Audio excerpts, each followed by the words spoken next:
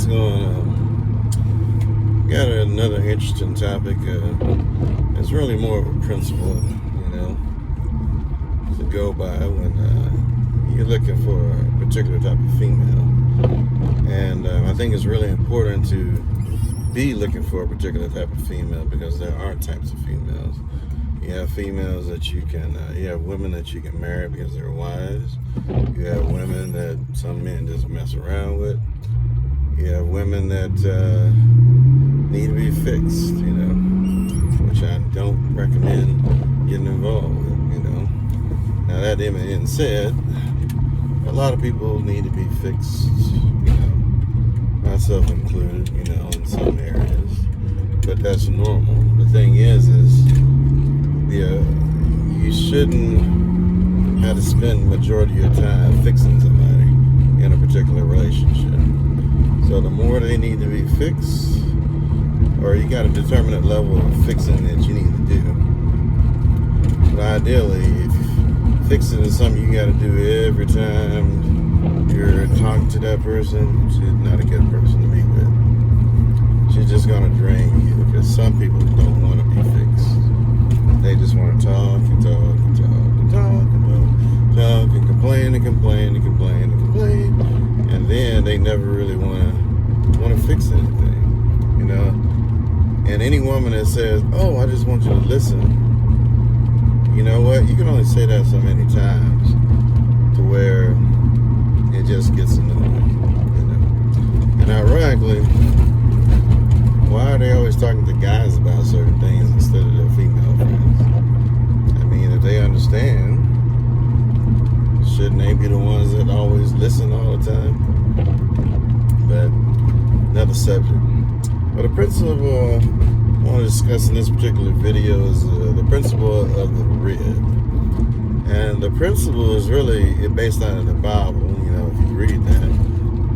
But the idea is that when God made Eve, he took a rib from Adam to make Eve.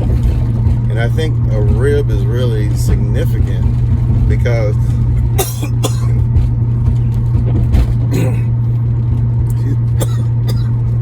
excuse me. I think the best women are like ribs. And to explain this principle, I'll just tell you, is that a rib is designed to protect your internal organs. In fact, it protects your most vital organs. One, it protects your heart. It protects your lungs. It protects your liver. Most items in your body, including your intestines, but that's more so around the back, I guess you could say. Well, maybe. But your kidneys, stuff like that. But your most vital organs that you need protection to have protected, a rib actually protects that. And so your heart, we can kind of speak metaphorically, talking about, she's going to protect your heart, how you feel, stuff like that. She'll also protect your lungs, which means that she won't suffocate you. She'll protect your liver and your kidneys, which means that she'll help you stay clean. She'll protect your stomach, which means she'll feed you, And then on top of that, a good rib is going to take a certain amount of abuse from outside influences or sources. So you should have a good woman is going to protect you. Alright? Now on the other side of that protection, if you consider where a rib is like right here. And a man is a defender, part of the characteristics of a man is being a defender. When you put your arms up like this, you're protecting your ribs. Alright? Now if you want to look at provision is when you feed your body, you're actually nourishing your ribs. And so that is a true partnership, in my opinion, because you're actually functioning as one body in a family if it's working right. And so you're protecting her, you're providing for her, you know what I'm saying? And then she's protecting you and your most vital organs. Because she is literally going to be the closest person to you. And she's going to know you better than anybody, including your parents in most cases. Because you got certain things that a husband and wife can share that a mom and dad are not going to be able to share with a son, or a sibling's not going to be able to share with a brother or sister. So these are some of the principles I want to put out there. You know, when you're looking for a woman, she shouldn't suffocate you, meaning that she got to be around you all the time. You can't go nowhere, you know what I'm saying, without her knowing where you at and all this other stuff. Now, this is assuming that you're a good man yourself, a respectable man, because a man is basically going to keep his word. He's going to keep his promises and do what he needs to do. All right? And but on the contrast, on the opposite side of that, you need to find a good woman, because a woman that just goes out and does whatever she wants without you, you really can't protect her as effectively as you would normally be able to. Kind of like somebody traveling outside the country. As an American citizen, while you're in the country, you in the U.S., you have the most protection that the U.S. can provide you. However, or it could be whatever country you come from, I'll say. However, once you go outside that country, you actually have a degree of vulnerability, because you are basically you're a visitor, you're a guest in another person's country. All right. In that same token, any woman that operates outside the rules, or the rules, or it sounds harsh, but if she operates outside of the scope of a man's influence and protection, she actually creates her a vulnerability in herself or around herself, because that man is not able to protect outside of what his normal capabilities are. So if a woman decides she's going to go on a girls trip or something like that, she is operating outside of the man's protection. And I would venture to say that any woman that doesn't want your protection, feel like she needs your protection, shouldn't have your protection. She needs to be on her own. Because any woman that you got to worry about is not worth your time. I mean, like, worry about in a sense that she's going to do her own thing. You're going to worry about her because you're a man, and you're going to, tell her, hey, this is cool, this is not cool. This is something you probably shouldn't wear. This is something that's cool to wear, because men know other men. And part of a man's defense is being able to protect that particular woman. And sometimes it's protecting her from herself, not saying that you're going to be abusive and junk like that, because that's just annoying. Because if you're abusive to a woman, that creates another situation to where you might not be able to protect her. All right? Because if you're abusive and you go to jail for abusing her, guess what? You just violate your ability to protect her. And you open her up to other guys and men that can possibly do whatever they want, or, she's out, or however you want to look at that. But basically, you're violating your own principles as a man. And if you're not protecting a particular woman, then you're in trouble. Now, on the flip side of that, any woman that does not protect you Meaning, if she's hitting on you, she's punching you in the stomach, she's punching you in the chest, she is not operating as a rib. She's actually operating as an enemy. So any woman that's hitting you, slapping you, if she's saying stuff that hurts you, hurts your heart, if she's suffocating you, if she's poisoning you with different words or bad food and stuff like that, she is not a good woman for you. And any pain that you feel that comes from that woman, now you're going to feel some pain, but ideally if you feel pain from somebody else or a woman, it should be unintentional. Okay? Unintentional pain is okay. It's not okay in that it hurts. It's okay in that that's something that person should be able to say, hey, you know what? I apologize for hurting you. I am not going to do that again. All right? Now, if they got some character flaw to where they're always going to be hurting you with that particular in that particular area, then that person is probably not for you. You know, because they're the thing that they are, or the mentality that they have, actually violates your peace and your ability to be at peace. All right. So if their personality is toxic, basically, you don't need to be around. You need to drop them like a hot potato and keep rolling. Part of it is, and I'll say this too, you should always evaluate a person before you allow them to have your heart. And that means that you need to know what type of person that person is before you allow them to have full capabilities of hurting you. If that makes sense. Hopefully it does.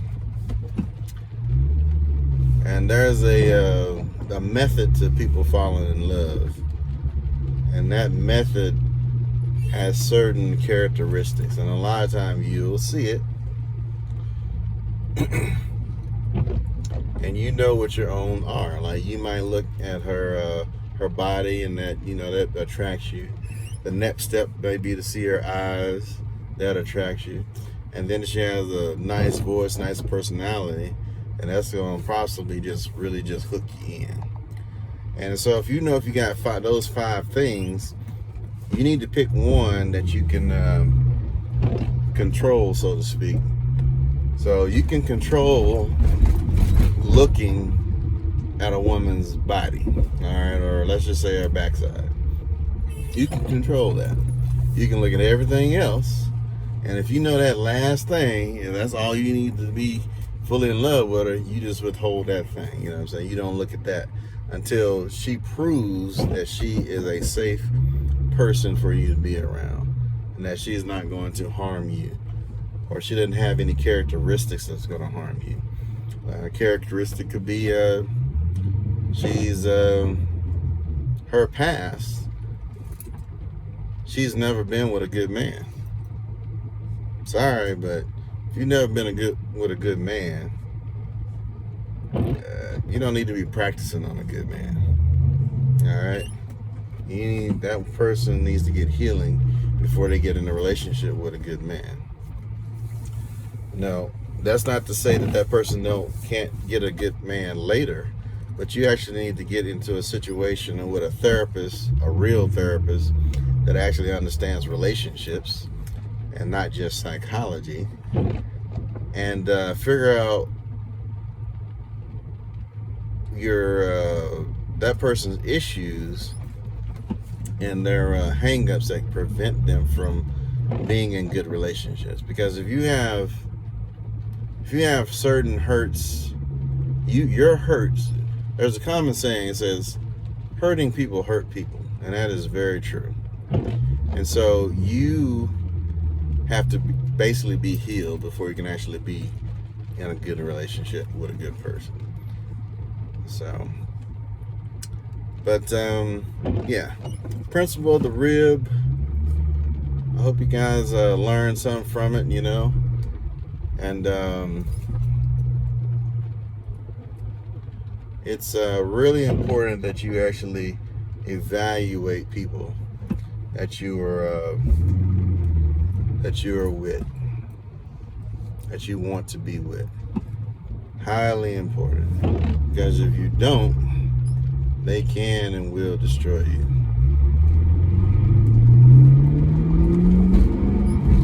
But I think that's all I got for you today. I hope you guys learned something. I'm wishing you guys well in your relationships.